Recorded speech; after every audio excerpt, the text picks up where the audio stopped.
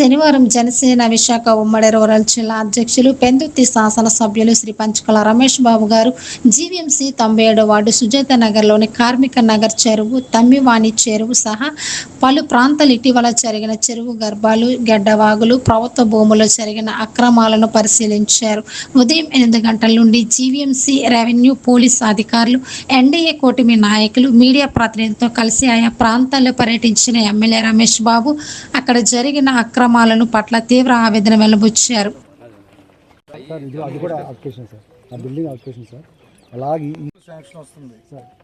ముందు దీన్ని బ్యూటిఫికేషన్ చేసి వాకింగ్ ట్రాక్ పెట్టేస్తా. అంటే ఏంటంటే ఆక్యుపేషన్ లేకుండా ఇప్పుడు ఏదైతే ఆక్యుపేషన్ ఉందో వాళ్ళకి నోటీసులు ఇస్తాం, వాళ్ళు కోర్టుకు వెళ్తారో అదేదో అవుద్ది. ఫర్దర్ ఆక్యుపేషన్ లేకుండా ముందేం చేస్తామంటే బౌండరీస్ ఫిక్స్ చేసి వాకింగ్ ట్రాక్ పెట్టేస్తాం.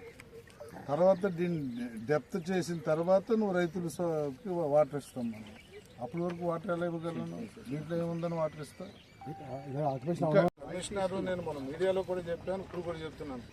కమిషనర్ నేను ఫైనల్గా 4 రోజులతో మాట్లాడుకున్నది ఏంటంటే అబ్జెక్షన్ ఉన్నాయని పక్కన పెట్టి ఏం అబ్జెక్షన్ లేని చేసుకెళ్ళిపోదు. అబ్జెక్షన్ ఉన్నాయి, వాళ్ళు కోర్టుకు వెళ్తారా లేకపోతే మనమే పరిష్కరిస్తామా?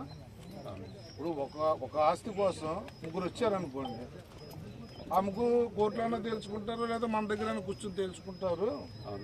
అబ్జెక్షన్ ఉన్నాయన్నీ పక్కన పడేసి అబ్జెక్షన్ దగ్గర చేసుకెళ్ళాలనే దాన్ని ఒక కంక్లూజన్ పెట్టి మీకు ఎక్కడన్నా అబ్జెక్షన్ ఉంటే మీరు చెప్పండి, కమిషనర్కి ఇచ్చేసేయండి. ఒకసారి చెక్ చేయాలి. ఇవన్నీ కూడా సొసైటీ భూములంట. అవన్నీ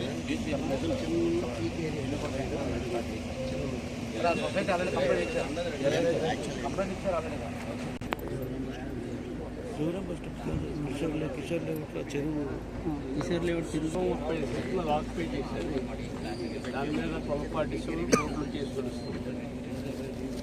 వాళ్ళు 11 ఎకరాలు అమ్మేమో 14 ఎకరాల 20 సెంట్లు ఆక్యుపై చేశారు.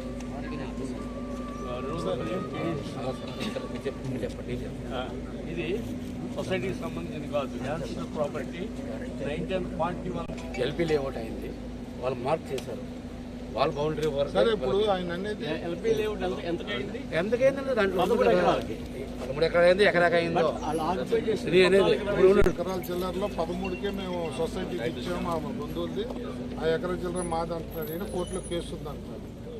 సొసైటీ భూమి ఆక్రమణ అని చెప్పి కార్పొరేటర్ గారు అన్నారు. వెరిఫై చేసిన చెప్పాలి. గత వారం క్రితం ప్రెస్ మీట్ చెప్పి పేపర్లో, టీవీల్లో, లోకల్ ఛానల్స్ వస్తున్న ఆక్రమణల మీద నేను మీడియాకి మాట ఇచ్చాను. అధికారులతో ఈ శనివారం మీరు ఎక్కడైతే ఆక్రమణలు అన్నారో అక్కడ మనం విజిట్ పెట్టుకుందాం అని చెప్పి ఈరోజు అన్న మాట ప్రకారం మేము కానీ, మీరు కానీ, మా అధికారులు కానీ, స్థానిక కార్పొరేటర్లు కానీ అందరం కూడా మనం తిరిగాం ఉదయం నుంచి. ఏదైతే మీరు చెప్పారో వాటిల్లో చాలా చోట్ల ఆక్రమణలు ఉన్నాయి.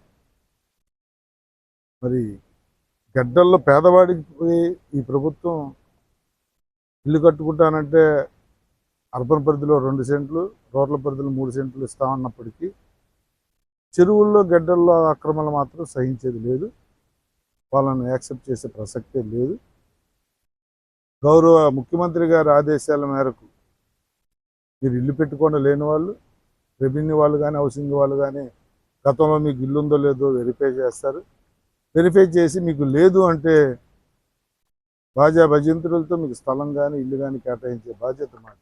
అది టిడ్కో అవ్వచ్చు, లేదా గ్రూప్ హౌసింగ్ అవ్వచ్చు, లేదంటే కట్టుకునే స్తోమత ఉంటే ఇండివిజువల్ 2 సెంట్ల స్థలం అవ్వచ్చు.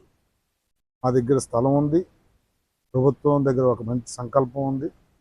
అయినా ఆక్రమణలు చేసి మేము ఇలాగే వెళ్తామంటే మాత్రం ప్రభుత్వం చూస్తూ ఊరుకోదనేది మాత్రం మీ ద్వారా హెచ్చరిస్తా ఉన్నాం.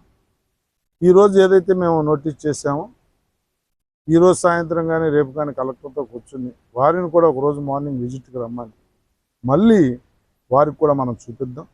ఎలా చెరువులు ఆక్రమణకు గురవుతున్నాయో, ఎలా గడ్డల ఆక్రమణకు గురవుతున్నాయో, ఎలా కాలువలో ఆక్రమణకు గురవుతున్నాయో, శ్మశానాలతో సహా ఏది వదలకుండా, పార్కులతో సహా ఏది వదలకుండా ఎలా ఆక్రమణకు గురవుతున్నాయో ఒక 10 పాయింట్లు మనం నోటీస్ చేసి కలెక్టర్ని కూడా ఆ రోజు తీసుకొస్తాను. ఈ వారంలో కలెక్టర్ గారికి చూపించి ఎన్ని వందల కోట్ల ప్రభుత్వ భూమిని మనం కాపాడుకోవచ్చు ఎక్స్ప్లెయిన్ చేసిన తర్వాత చర్య మొదలవుతుంది. నేను ఒకటైతే చెప్తా ఉన్నాను, ఏ పార్టీ అనేది నాకు సంబంధం లేదు.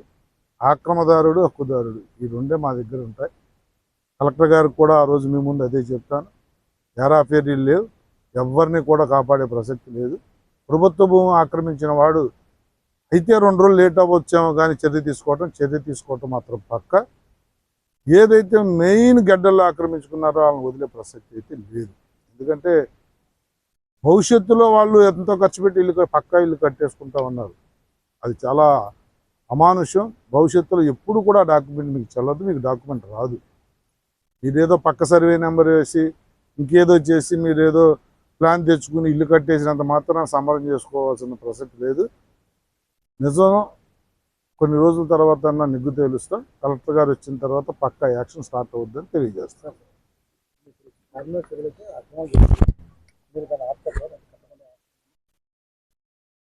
ఈరోజు మీ ముందే ఇందాక ఆదేశాలు ఇచ్చే ఎంఆర్ఓ రీసెంట్గా కట్టినవన్నీ కూడా ఈ వారంలో తీసేయమని చెప్పాం. ఆ ప్రక్రియ వద్ది. ఒకవేళ ఆ ప్రక్రియ అవ్వకపోయినా విత్-ఇన్ వీక్లో కలెక్టర్ ద్వారా వచ్చినప్పుడు కలెక్టర్ గారే వాళ్ళకి ఆదేశాలు ఇస్తారు. ఒకసారి కలెక్టర్ ప్రత్యక్షంగా వచ్చిన తర్వాత యాక్షన్ తీసుకోకపోవడం అనే ప్రసక్తి లేదు. కలెక్టర్ గారితో నేను వారాలుగా మాట్లాడటం కూడా జరిగింది.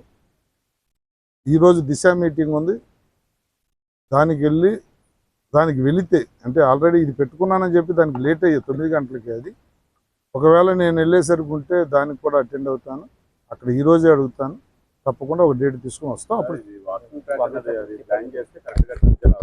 డెఫినెట్గా ఉంటుందండి, డెఫినెట్గా ఉంటుంది. ఆల్రెడీ మీరు ఎవరు అడగకముందే దీన్ని పెట్టాం. 2.5 కోట్లు శాంక్షన్ తెస్తున్నాం. తప్పకుండా వాకింగ్ ట్రాక్ చేసి దీన్ని చెరువుని బ్యూటిఫికేషన్ చేసి